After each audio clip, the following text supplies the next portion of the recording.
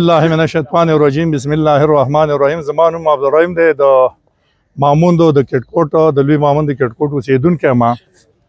زمونږ په کټکوټ کې چې کوم معدنیات دي په هغو باندې یو څو کسانو په غلا باندې لیز کړی دی او کمپني په جوړه کړې ده او زمونږ قام ته ناخبره پاتې شوی دی. نه په اجلاس عامه کې او نه یې غوښتنه کړې ده او هغه په شپه کې پریښي دي او په پټه باندې اجلاس عام هم کړی ده او بیا یونیورسټي او لیز ته رسېدلي دي. په دې باندې ټول قام خفه دی او په پریشانه دی چې موږ د خپل غر چاله نه ورکوو او نه م ورکړی دی. باقي خبره داسې ده چې زما دا ټول قام د ډېر غریب قام دی او بېوسه قام دی او زما په غره کې چې کوم معدنیات دي نو موږ ټول قام دا څولیخ یو څولیخ برخو دا فیصله کړې ده او نن راغلي هم دي نو مشران یې راغلي دا هم فیصله کړې ده جي چې موږ به دا لیز به جوړو د قوم په نمایندګۍ باندې د قوم یو نوم باندې به لیز جوړو او دا مدنیات به راکوزوو او بیا به په شناختي کارت باندې به تقسیموو. هر سړي ته به حق رسیږي.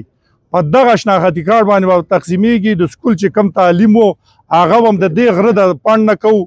کم کو بیمار و هر څه به هر سړي ته به خپل حق رسي. نه بار کپنو له ورکوو نه خانانو له ورکوو او کوم چې د غله دي نه د غلو له ورکوو نه هم دا لیز ورکړی دی. زما د ایس او ډي ډي نه دا خواست دی چې د اجلاس عام نه ونیسه د 2017 نه د 2025 پورې هره ورځ زموږ دا لانجې دي چې دا غر موږ نه دی ورکړی او نه ورکوو. دا د قام شی دی په قام یې تقسیموو.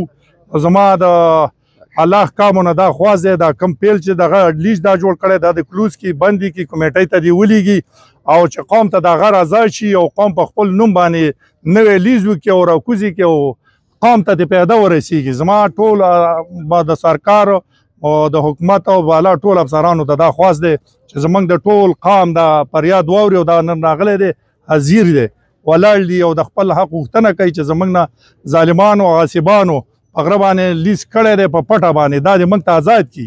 چې آزاد یې نه کړي نو موږ به نور راوځو په دې روډ هم کینو او خفګان هم کوو جلسه جلوس هم کوو او دا غاصبانو له په پټه باندې دا غر د لیز کړی دی دا لیز دې ختم کړي کلوز دې کړي کمیټه دې کړه.